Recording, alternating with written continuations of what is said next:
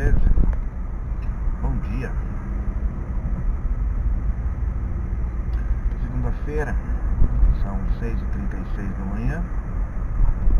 Estou indo a caminho da consultoria na Admap, que vai merecer um capítulo especial aqui em algum momento, possivelmente quando eu acabar. E semana passada eu tive a oportunidade de assistir uns vídeos extremamente bons feitos pelo portal do UOL, dando a relação, o nascimento, sobre o maior comando criminoso dentro das cadeias e agora de fora, enfim, daquele primeiro lá. Não quero falar o nome completo para não ter perigo de associação depois em alguma coisa, não que eu seja famoso, mas que algoritmos possam puxar, esse tipo de coisa que eu não entendo como funciona, eu prefiro não arriscar, tá?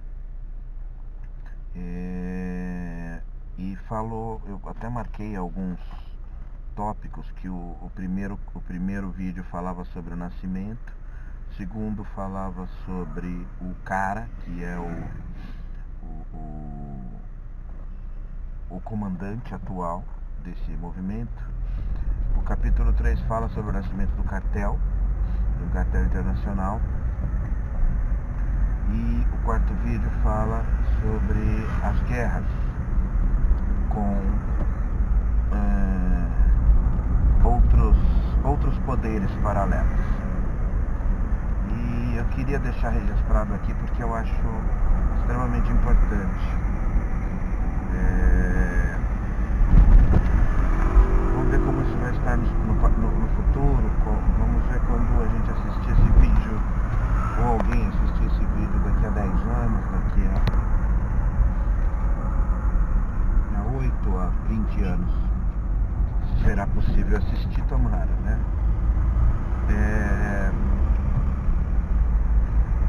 E aí eu queria começar falando, e depois eu vou abrindo outros vídeos para continuar, se não der tempo.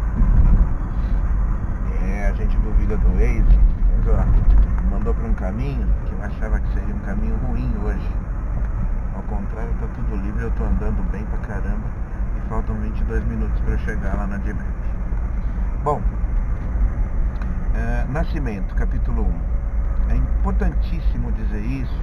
Infelizmente, como eu não faço, já deu pra ver aqui que eu não faço questão de estar certo, mas infelizmente, por conclusão do que eu já vi, do que eu já li, do que eu já entendi disso tudo, o nascimento deste primeiro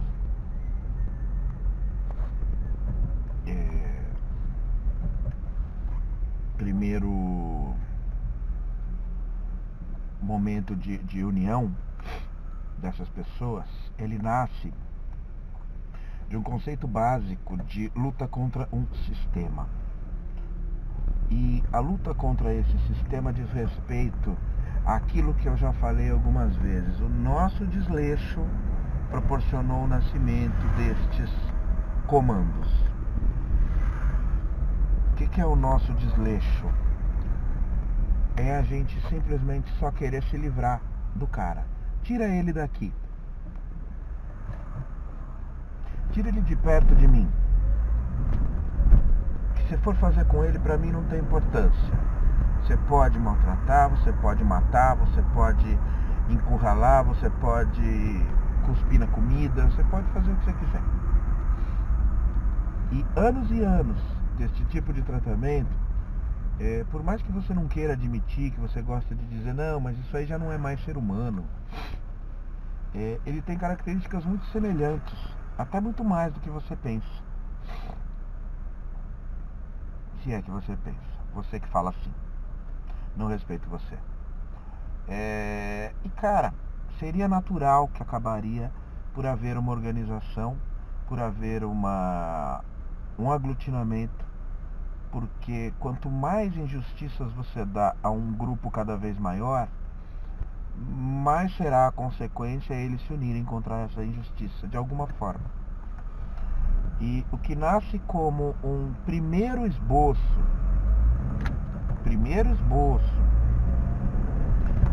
de luta pelo cumprimento da lei em relação à população carcerária brasileira é justamente o massacre do Carandiru. A partir dali foi tatuado na alma de cada detento que ali se encontrava de que eles tinham que lutar contra o sistema, senão o sistema abriria a linha de que se ninguém fala nada, se não acontecer nada, é assim que a gente vai tratá-los. Uma quase mini rebelião, porque não dá nem para considerar rebelião aquilo que começou lá no Carandiru, que gerou o assassinato, a execução de, se eu não me engano, quase 200 presos, e com a intenção de que fosse todos. Quem sobreviveu, e foram vários, se fingiram de morto e mergulharam nos mares de cadáveres. Você pode tentar dizer o que você quiser em relação a isso. Mas quando eles mataram, cara, esse é o problema que você não consegue entender, né? Use só a força contra eles e eles sempre usarão a força contra você. Você nunca vai conseguir pular um degrau. Você nunca vai conseguir evoluir nesse tratamento. Você nunca vai conseguir melhorar essa situação. Ao contrário, você vai continuar piorando. E essa tatuagem que marcou essa população carcerária, que já era gigantesca nesse início da década de 90, ela foi tomando forma. E no início eram dois detentos bastante importantes, bastante respeitados por conta do tamanho das infrações que eles cometeram, ou seja, são aqueles caras que têm condenações enormes, gigantescas, que possivelmente nunca saiam, e se saírem também vão durar pouco do lado de fora, e talvez por isso não façam questão mais de sair. E esses caras fundaram um primeiro movimento que juntou pessoas, juntou presos que gostariam de ter uma situação de proteção relativa e que pudessem juntos fazer forçar uma atenção para a mídia, principalmente, e uma atenção para dentro, para se dizer. Deixaram sempre muito claro isso. Queremos o cumprimento da lei.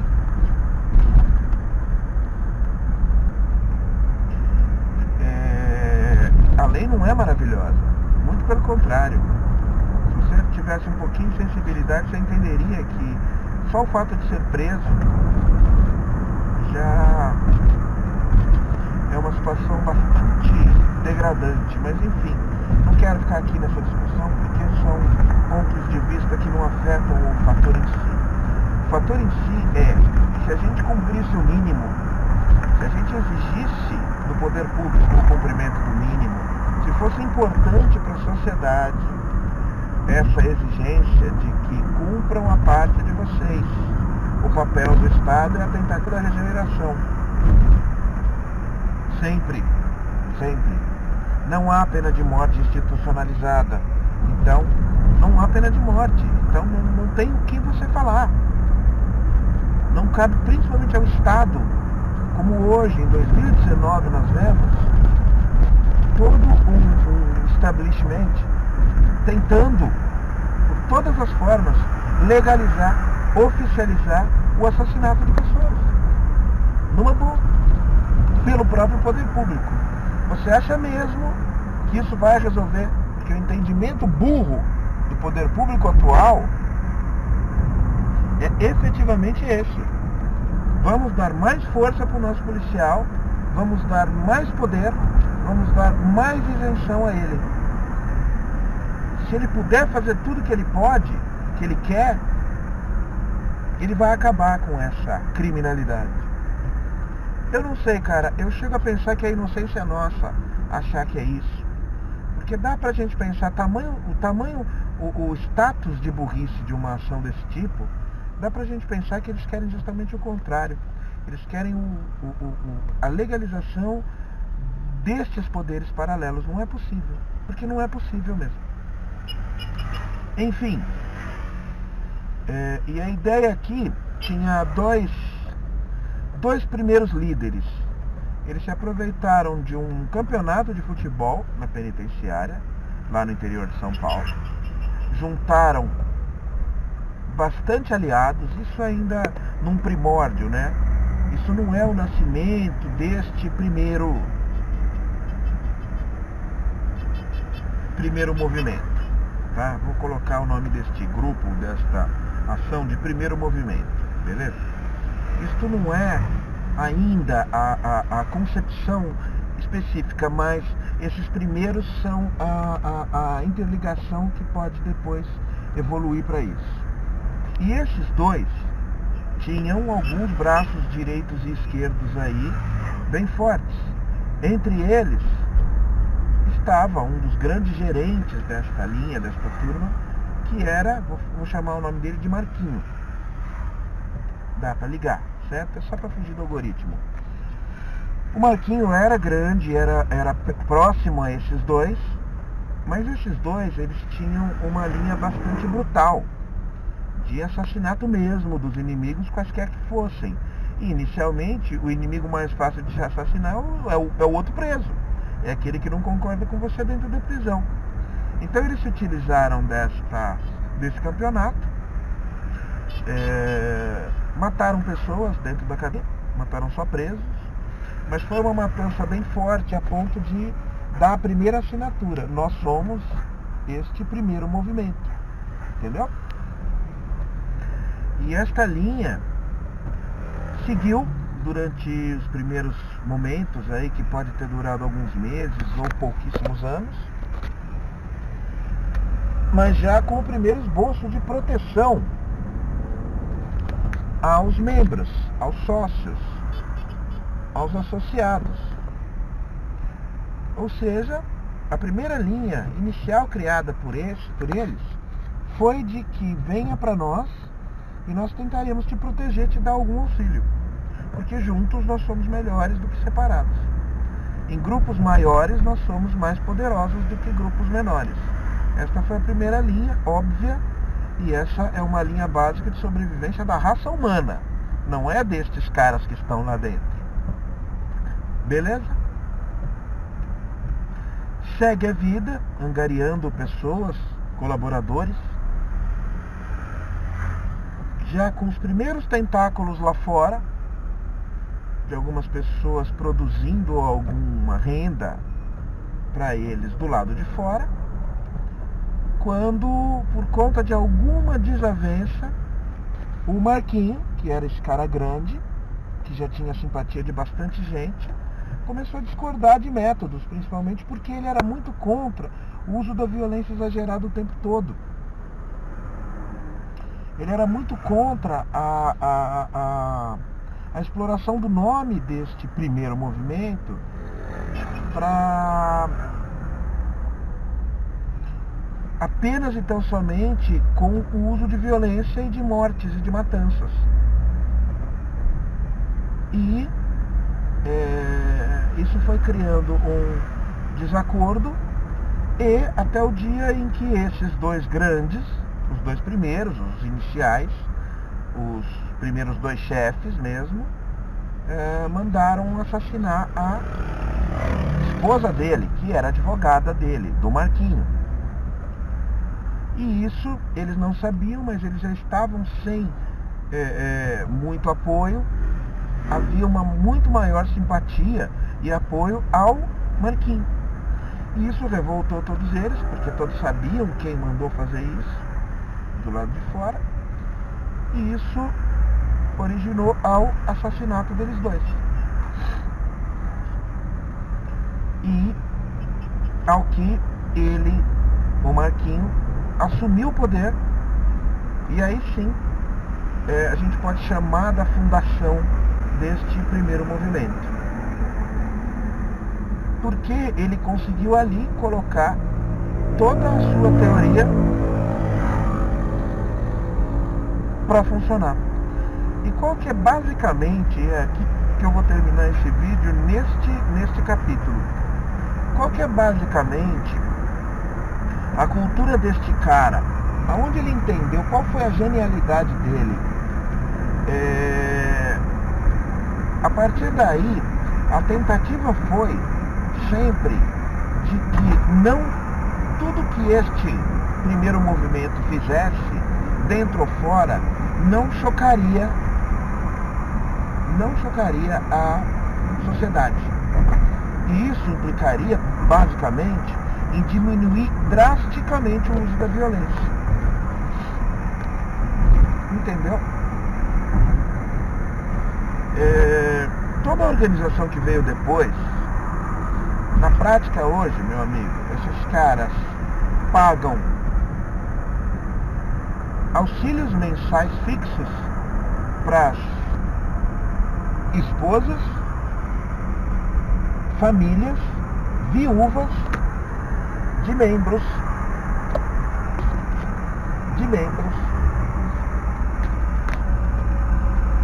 da organização.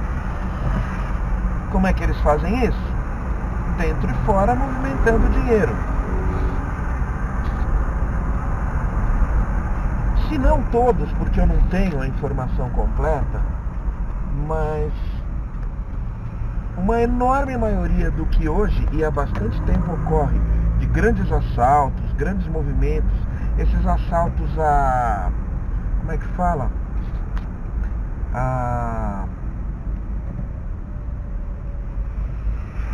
Nossa, por que trânsito agora?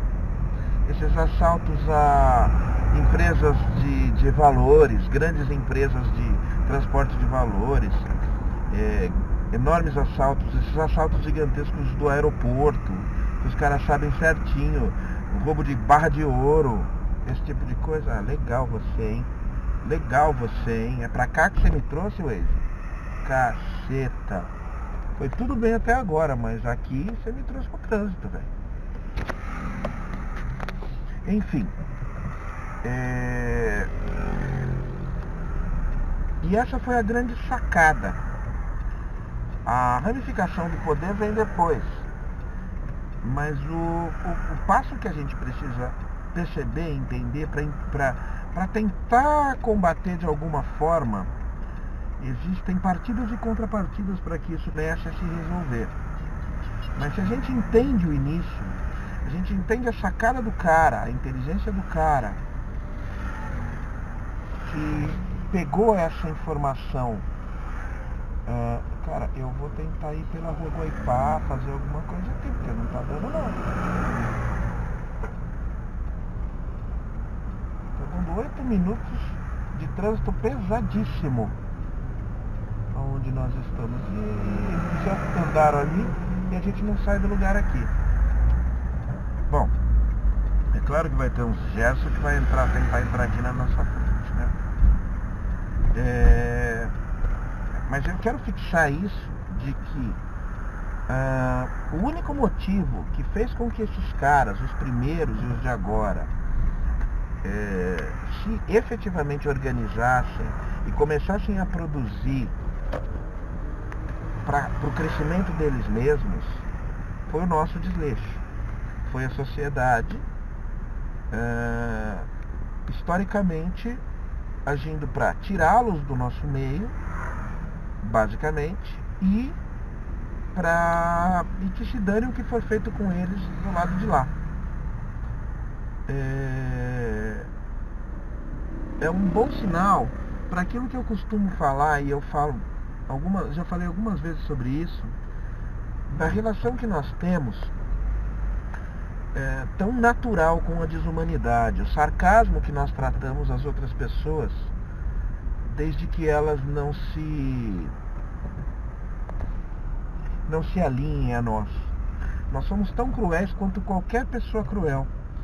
Só que a nossa crueldade, ela é velada e ela é conjunta. eu já falei sobre isso, nossos problemas começarão a diminuir para um dia utópico. Para um dia esses problemas possam desaparecer, quando a gente começar a entender a nossa participação nisso, a nossa parcela de culpa nisso tudo. O movimento se torna maior, mais abrangente, as ramificações vão abrindo para mais estados, mais lugares e mais ramos. Mas nada disso começaria sem a justificativa básica de que o Estado não garante o cumprimento das regras que ele mesmo criou. Então a guerra desses caras é contra o Estado. E aí eu já coloco a importância enorme. Isso é extremamente importante que a gente diga. Há várias e várias... Aí, aos pilantra. O cara sabe que está errado ele ir ali. Mas ele vai pela esquerda. Tem um bloqueio ali. Ele vai entrar na nossa frente. Aí é foda, mano. Aí é foda. Brasil. Um carro de 50 mil, um carro de 60 mil, um carro de 80 mil. É isso. Bom, voltemos. Há vários e vários governos paulistanos, e é uma das justificativas que faz com que o PSDB continue no poder há muito tempo. Há muito tempo. É essa bandeira da segurança pública. São Paulo é o estado que tem diminuído gradativamente, drasticamente os índices de criminalidade e tal, e é uma polícia eficiente e tal. Não. A grande novidade que esse primeiro capítulo trouxe para mim, a informação mais chocante que esse primeiro capítulo trouxe foi justamente essa parte. Que se entenda, a ordem para diminuir a violência aqui do lado de fora, há muito e muito tempo, desde o início da década de 90, vem de lá de dentro. Vem desse rapaz chamado Marquinho, fictício, nome fictício, tá?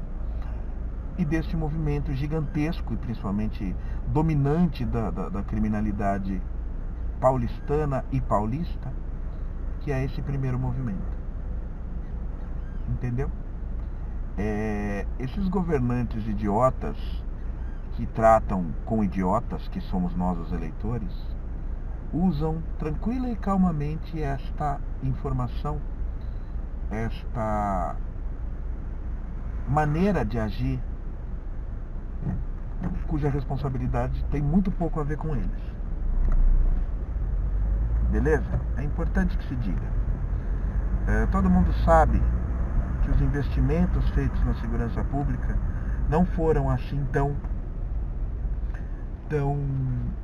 alterados a ponto de modificar os resultados dessa forma. Beleza? Isso é importante que se diga, para cair algumas máscaras, tá? E lá em 2006, se eu não me engano foi em 2006, no dia D, o dia em que a Terra parou, eu tenho um texto deste dia falando sobre isso. O dia em que este primeiro movimento, provavelmente depois de ouvir do lado de fora muito de que